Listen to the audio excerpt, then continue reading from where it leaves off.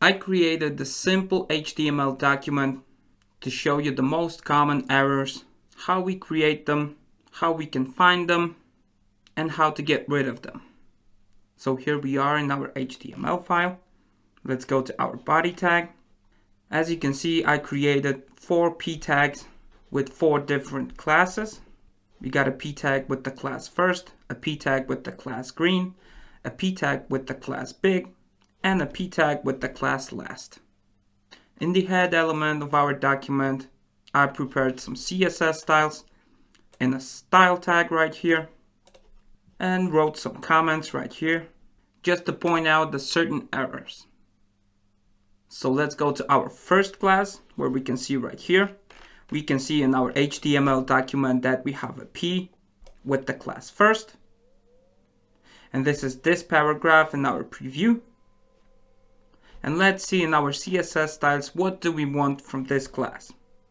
As we can see, we wanted to have font size 40 pixels. And then I made a second rule where we want this tag to have font size 8 pixels.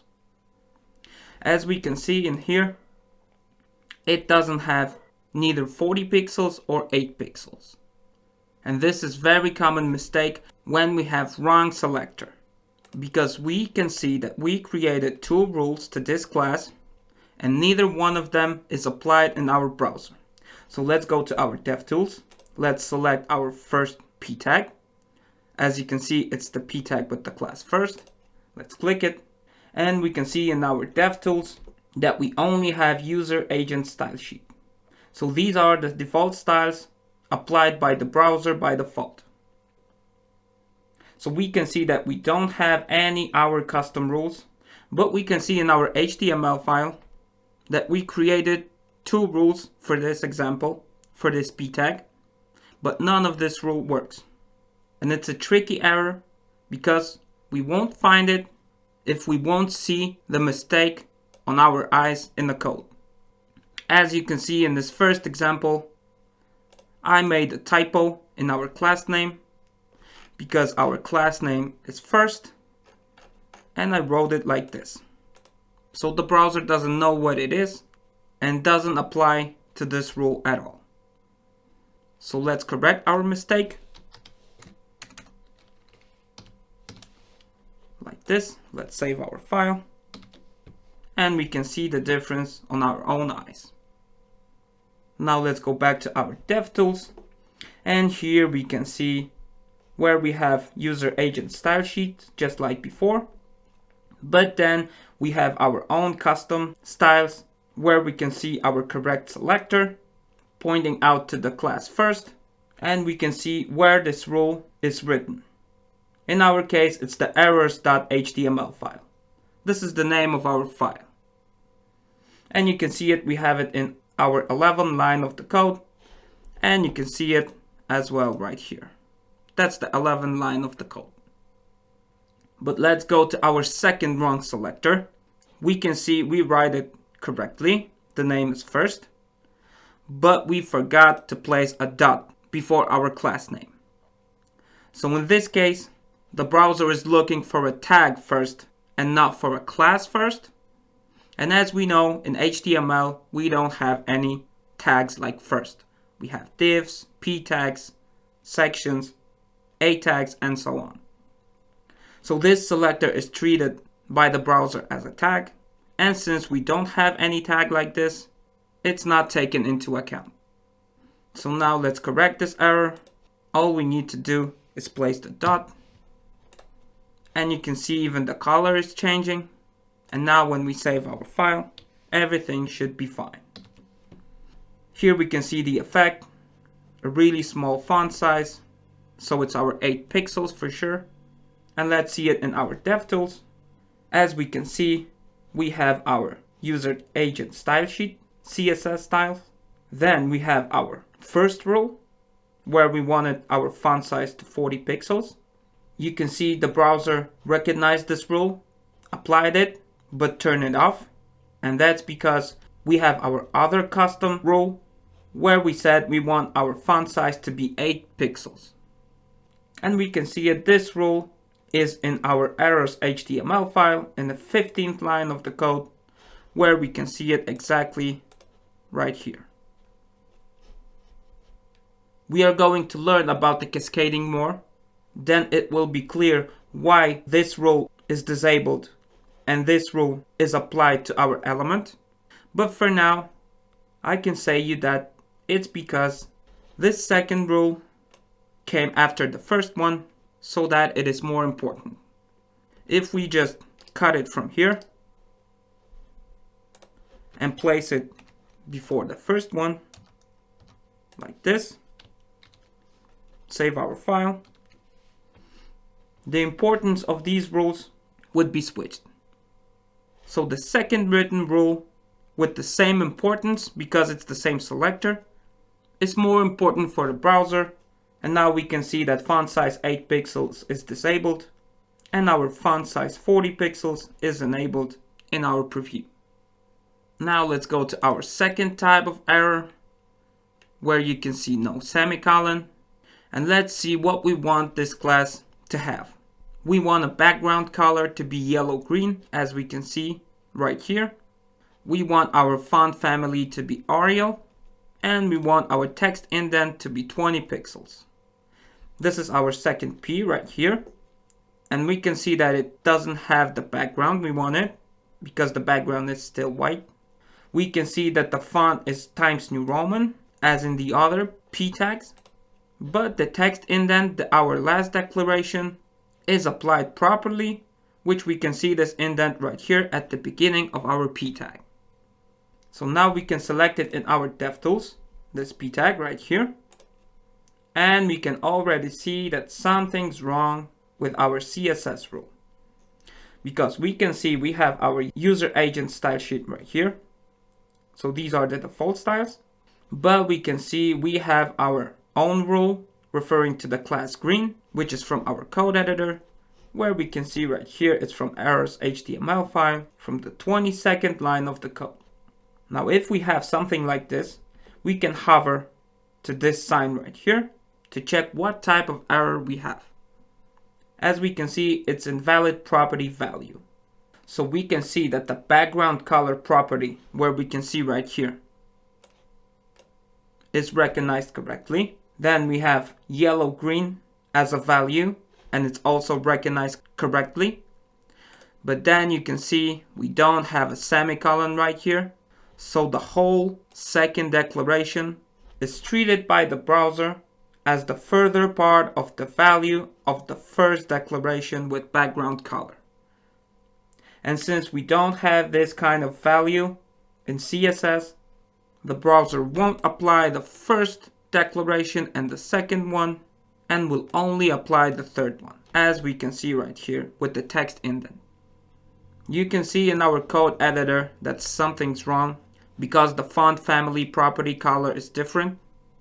But also, when we have Beautify on our computer, if we expand the window with our code editor, we can see that without the semicolon after yellow-green, even if we make enter right here, when we save our file, it'll go back to a previous line. So that might be an indicator that something's wrong in our code. Because now when we put the semicolon after the first declaration, you can see the color of this name property changed. And now when we save our file, first thing we can see is that our code is formatted properly. The colors of the property names and the values is correct. And if we go to our preview, we can see that our all three declarations for this rule are correct, and we can see the background color is yellow-green as in our CSS styles. We can see the font family is Arial. You can see clearly it's different from this Times New Roman font. And we can see the text indent right here. And it's the same situation when we go to our DevTools. We can see our CSS rule referred to the class green and our three declarations in the rules, and each of them works just fine. And that all because of one missing semicolon. So you keep that in mind because it's very important. Now let's go to our third type of error, where we can see we have a property typo. So let's check what we want from this CSS rule. We have a class big, and we want it to have width of our element for 300 pixels, font size set to 50 pixels, and a border with the 2 pixels solid red value. Let's see our p tag in our preview. Let's close the DevTools for a second. And now we can see that our font size is probably 50 pixels. So it worked alright, because we can see it's kind of big. We can also see the border, which is probably 2 pixels line, a solid line in red color. So this last declaration is probably fine also. But we wanted this element width to be 300 pixels. And as we are going to learn, all black elements in HTML are default set to 100% of the width of the browser's window. And we can see it in all our p tags right here. So if this declaration worked, this element would have only 300 pixels width. It should end right here. But as we can see, it takes the whole 100% of the width of the browser's window. So let's see our DevTools once again. Let's select our p tag, this, and we can already see an indicator that something's wrong with our declaration. Let's hover it, and we can see unknown property name. In the previous example, we had the invalid value, and in this case, we have something wrong with our property name. So let's go back to our code. You can also see it in your code editor that the property name has different color, and we can see this yellow underline beneath it. So it might also indicate that something's wrong with our property name, because as we can see, we have colons and semicolons in all our declarations. And you probably saw it before. This property name has a typo. Now it's correct. You can see the underline beneath it disappeared, and the color of the property name is the same as in the other properties. So probably now it's just fine. But let's save it and let's check it out. Now we can see in our DevTools that everything in our CSS rule for the class big is alright. We have our 3 declarations. Each of them is applied, and we can see the difference when we close the DevTools. And this is what I said before.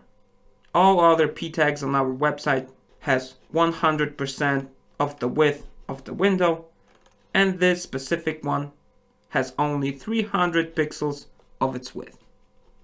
So as you can see, we should look carefully to our code, searching for missing colons and semicolons, but also we should use DevTools because it can help us to find many errors.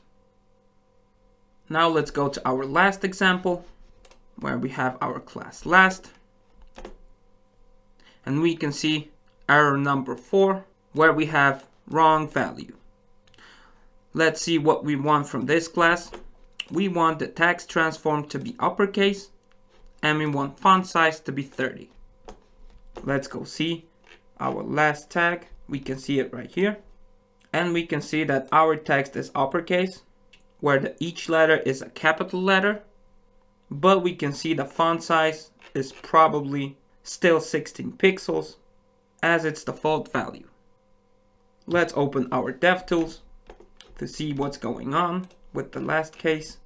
Let's select our last p tag, and we can see that something's wrong with our last example, exactly with our font size property. Let's hover the indicator, and we can see its invalid property value. And that's a very common mistake, where we forget to place units to our value. Because we don't place units only when we place 0 as a value. But if we want 30, for example, pixels, we have to place pixels. Let's place it, let's save it, and we can see the difference already on our monitor. As well in our DevTools, where we can see that font size is 30 pixels. So units are very important in CSS values. For example, it could be also 30%. Let's save it. You can see it's very small now. We will learn about the percentages, so don't worry. But it could be also 3M, for example. Let's save it. And you can see the difference as well. And you can see in our DevTools that this value is also correct and applied for this element by the browser. But let's leave it 30 pixels as it should be at the beginning of our project. I want to show you something else, because sometimes we want to change something in the browser and see how it works without changing it in the code in our HTML or CSS file, and we can use DevTools to it. For example, we have our last class and we can see the font size right here. If we want to see different font sizes and how they look on the website, we can just mark the value, and when it's marked, we can of course place another value, like for example 300 pixels, but we can also make something like this, that we can change it using the arrows on our keyboard. If we press arrow down on our keyboard, we will decrease the value, and if we press the arrow up on our keyboard, we will increase the value, just like this. And it works not only with font size, but with many values. For example, let's go to our previous example. Let's select it in our DevTools. Let's go to our border property. We can see we have a 2 pixel line. We can mark it and increase it. And you can see we can make it bigger or smaller. So you can use DevTools to see the effect directly in the browser on your website. So these are the most common mistakes made in CSS, especially at the beginning. So please pay attention to it. These are the errors that can and will happen to you in your work. 90% of your mistakes will come from the cases I have covered here. Bad selector, no semicolon, typo in the property name, invalid value, and no colon. And remember that the DevTools help a lot in finding many of these errors. So now we can move on.